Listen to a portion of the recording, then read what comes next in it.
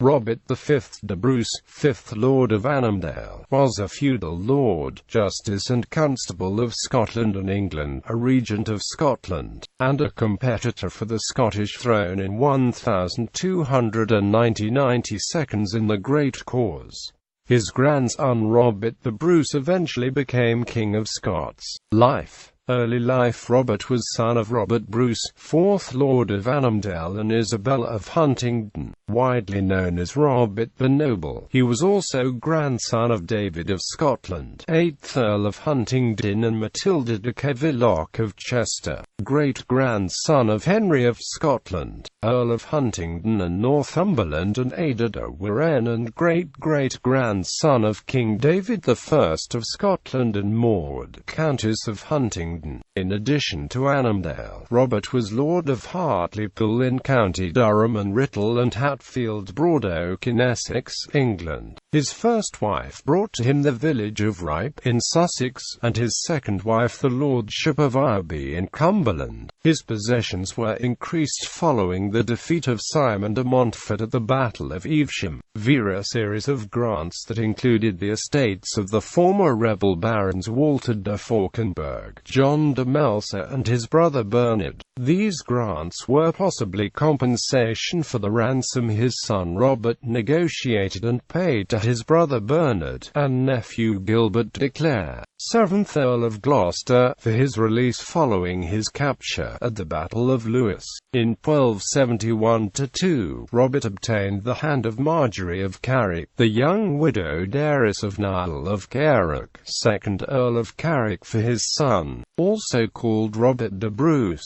Around this time his first wife Isabella de Clare of Gloucester and Hertford dies. The date is unknown, as she's last recorded receiving a gift of deer from King Henry in Essex, in 1271. But on the 3rd of May 1273 Robert married Christina de Ireby, the widow of Adam Jesmond, the Sheriff of Northumberland. The marriage added estates in Cumberland and dower land from her previous husband to the Bruce holdings. Following the marriage, Robert appears to have restricted himself to the management of the family's northern possessions, leaving the southern to his sons. Robert Bruce was Regent of Scotland sometime during minority of his second cousin King Alexander III of Scotland, and was occasionally recognised as a Tanist of the Scottish throne.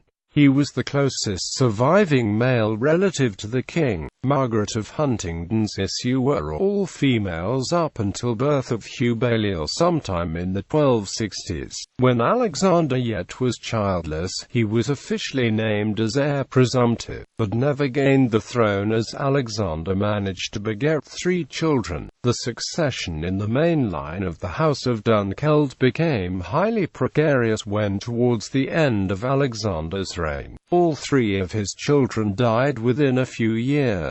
The middle-aged Alexander III induced in 1284 the estates to recognize as his heir presumptive his granddaughter Margaret, called the Maid of Norway, his only surviving descendant. The need for a male heir led Alexander to contract a second marriage to Yolande de Dreux on the 1st of November 1285. All this was eventually in vain. Alexander died suddenly, in a fall from his horse, when only 45 years old, in 1286.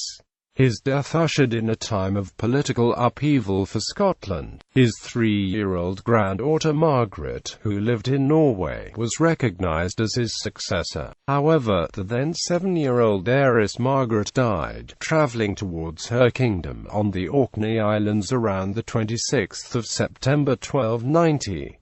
With her death, the main royal line came to an end and 13 claimants asserted the rights to the Scottish throne.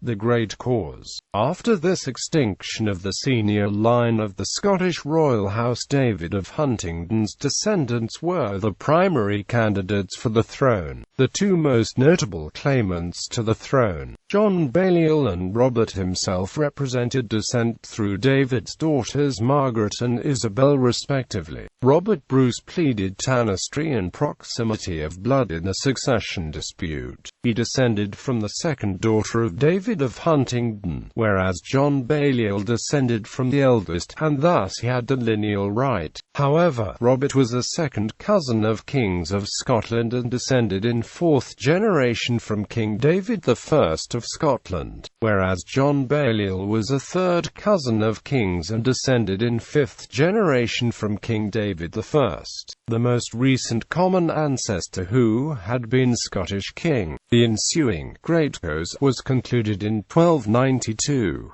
It gave the crown of Scotland to his family's great rival, John Balliol. The events took place as follows. Soon after the death of young Queen Margaret, Robert Bruce raised a body of men with the help of the Earls of Mar and Athol and marched to Perth with a considerable following and uncertain intentions. Bishop William Fraser of St. Andrews, worried of the possibility of civil war, wrote to Edward I of England, asking for his assistance in choosing a new monarch. Edward took this chance to demand saceen of the Scottish royal estate, but agreed to pass judgment in return for recognition of his suzerainty. The Guardians of Scotland denied him this, but Robert Bruce was quick to pay homage. All the claimants swore oaths of homage, and John Balliol was the last to do so. The Guardians were forced to concede and were thus reinstated by Edward.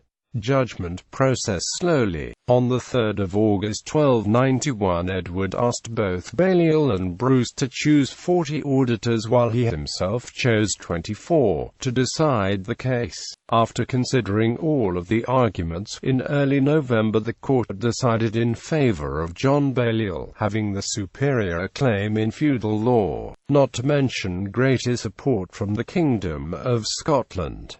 In accordance with this, final judgment was given by Edward on the 17th of November. On the 30th of November, John Balliol was crowned as King of Scots at Scone Abbey. On the 26th of December, at Newcastle upon Tyne, King John swore homage to Edward I for the Kingdom of Scotland. Edward soon made it clear that he regarded the country as his vassal state. The Bruce family thus lost what they regarded as the rightful place on the Scottish throne. Later years, Robert V, Lord of Annandale, resigned the lordship of Annandale and his claim to the throne to his eldest son Robert de Brus.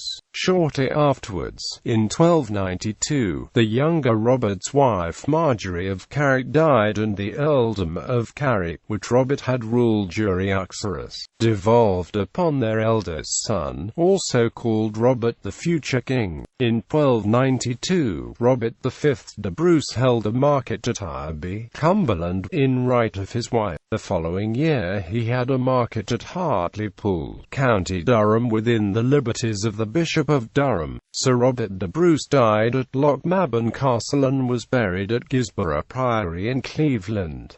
Family and children. He married firstly on the 12th of May 1240 Lady Isabella de Clare, daughter of Gilbert de Clare, 4th Earl of Hertford and 5th Earl of Gloucester, and Lady Isabel Marshall. With issue, Isabel de Brus married Sir John Fitzmarmont, Duke Knt. of Horden, Ayton, Lamesley, Ravensham, and Silksworth, County Durham, Sheriff of North Durham, and joint warden beyond the Scottish Sea between the Firth of Forth and Orkney. He fought on the English side at the Battle of Falkirk, the 22nd of July 1298, and was present at the siege of Caerlaverock Castle in 1300. In 1307 he was commanded to assist the Earl of Richmond, Indiana, expelling Robert de Brus and the Scottish rebels from Galloway. In 1309 his armour and provisions in a vessel bound for Perth were arrested off Great Yarmouth. He was governor of St John's Town in 1310 until his death.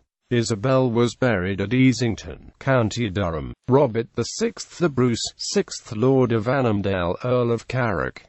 William de Brus married Elizabeth de Sully, without issue. Sir Bernard de Brus, of Conington, married firstly Alicia de Clare and married secondly Constance de Morlene, and had. Sir John Bruce, of Exton, married and had Jane Bruce, married Sir Nicholas Green. Richard de Brus, unmarried and without issue. He married, secondly, on 3 May 1275 at Hodham, in the Diocese of Glasgow, Christina, daughter and heiress of Sir William de Ireby, of Ireby, Cumbria. They had no issue. Despite claims by amateur genealogists, there is no evidence that Robert fathered other children. Ancestry.